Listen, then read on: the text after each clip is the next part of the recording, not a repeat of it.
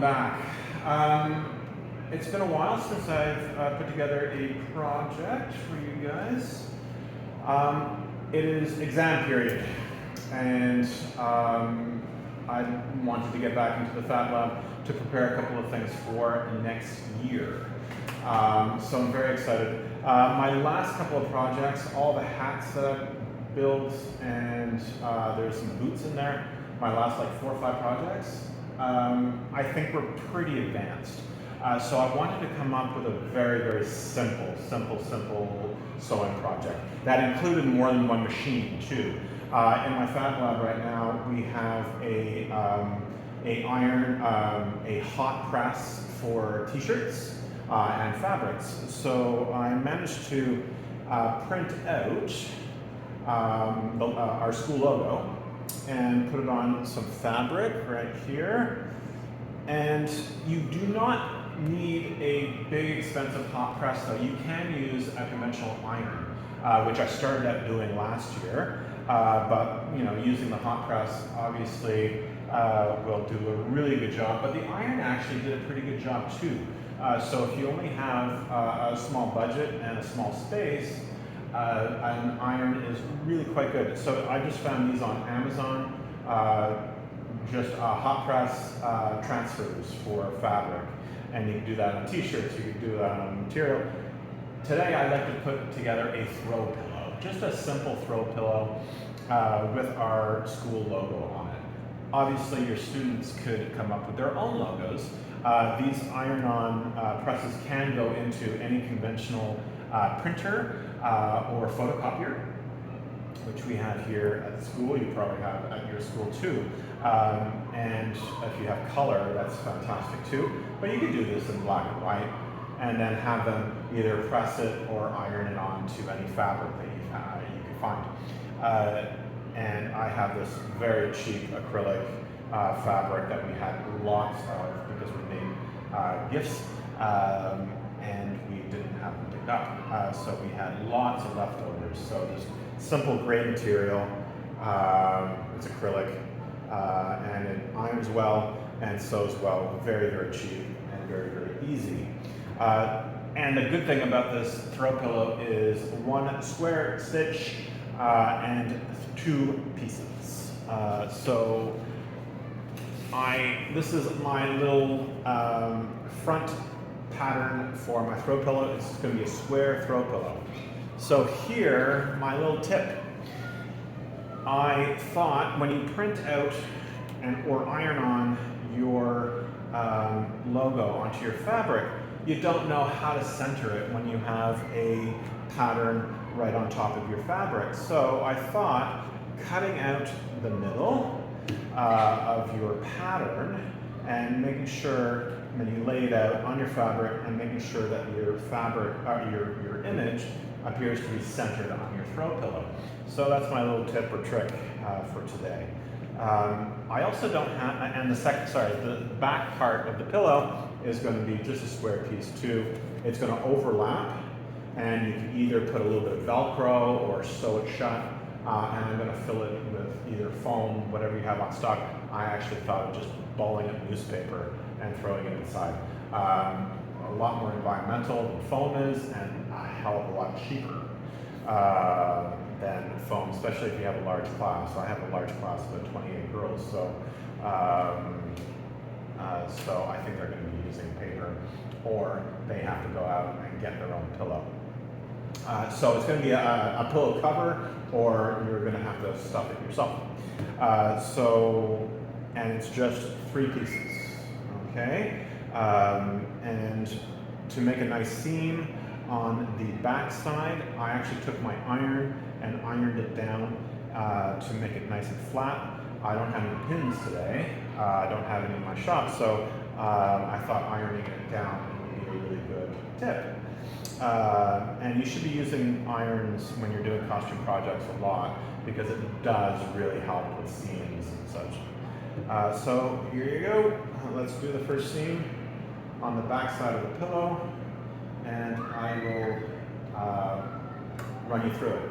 Very, very simple project, especially if you have younger students with absolutely no experience. And you could also, they could take it home and they could personalize their pillow with any other image that they want. So I'm going to have them draw their own images and scan it and then print it on the transfer paper.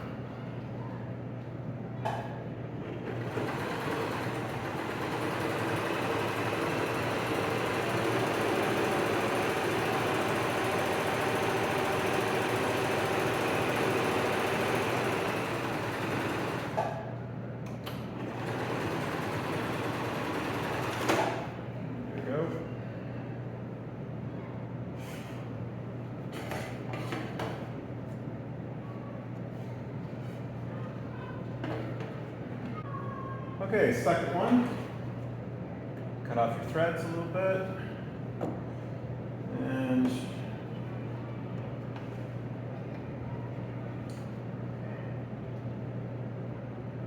nice and straight.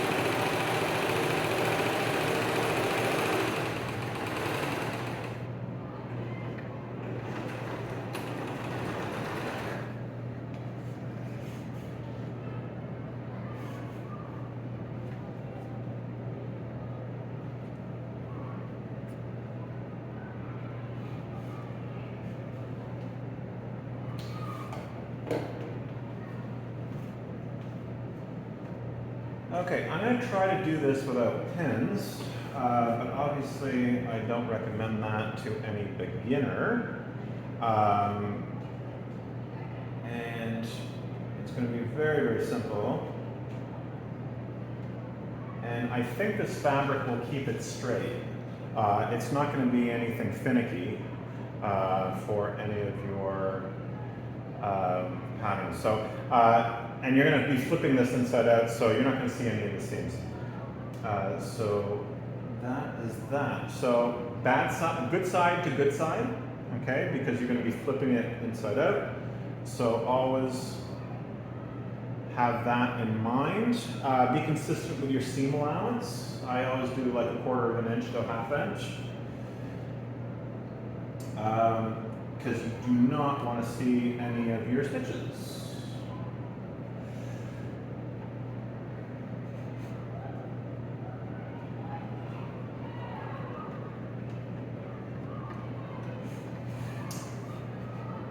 So I'm going to go straight down the top and do a pivot and go around and do the first backing of the pillow.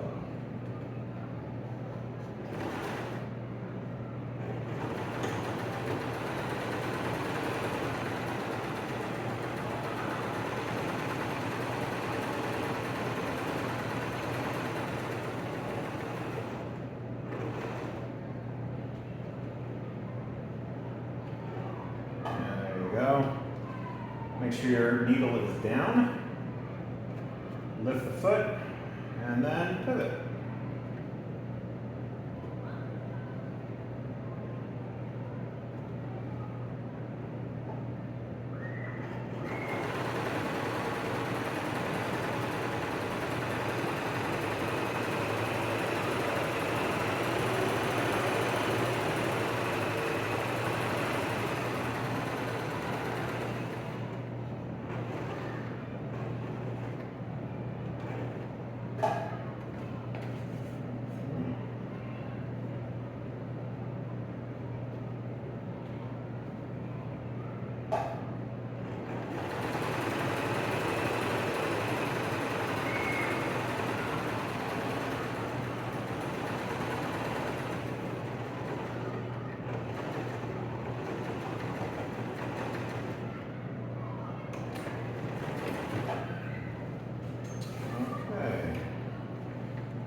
Up.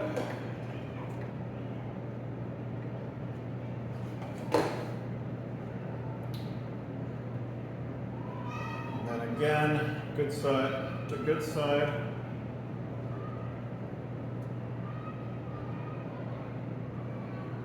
Place it right on top.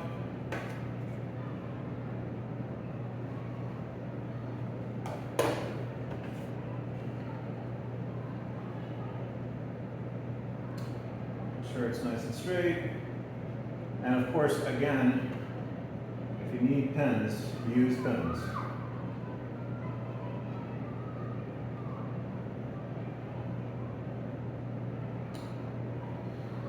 See if you can line up the stitches where you left off.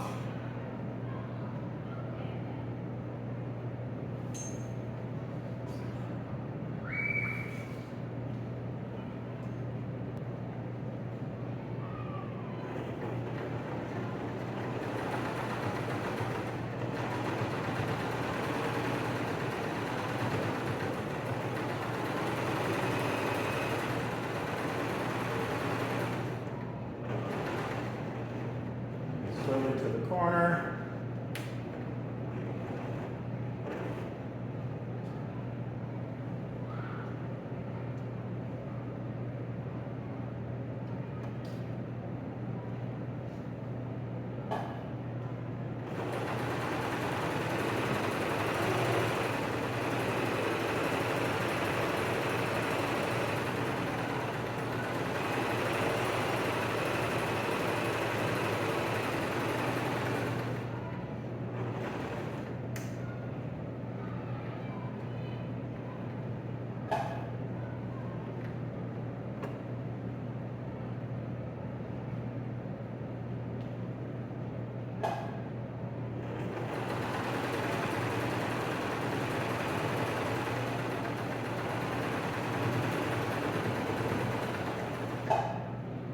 When you get up to the edge, you're going to have like 3 or 4 layers of fabric to go through.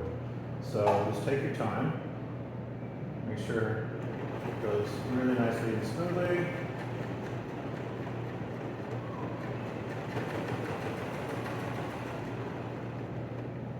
Okay, do a little back stitch and you're done.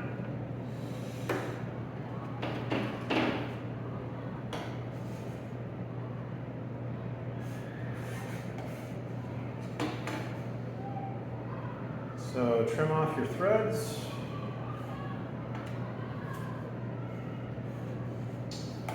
And see what it looks like when you turn it inside out. So if you have an old pillow at home that fits this dimension, and obviously you can make this any size you want, a little tiny throw pillow to a big throw pillow, to a big. You just have to make sure that your, say, maybe image suits the scale of your pillow. Pull out all the seams, and if it is one of those pillow inserts that you can get at any sewing store or a Walmart or whatever, you could insert it. Flip it and you don't see the seam. If this bothers you, obviously you could have some sew-on Velcro or glued Velcro, or you could do a little hand stitch. You can make a button of any kind. And now I have a throw pillow with my school's logo on it. And so very, very easy. As you can see, one square stitch around and you're done. So it's a really good beginner project. They'll learn how to pivot on the machine, try to go as straight as possible in terms of stitching. Snip off your threads properly, feed the fabric through the machine properly. Obviously, just learning how to maneuver around the machine. So lots of skills. Plus, with the image, you incorporate some drawing, painting, and then obviously a little bit of technology with the scanning and printing it out on the transfer paper and preparing your fabric that way.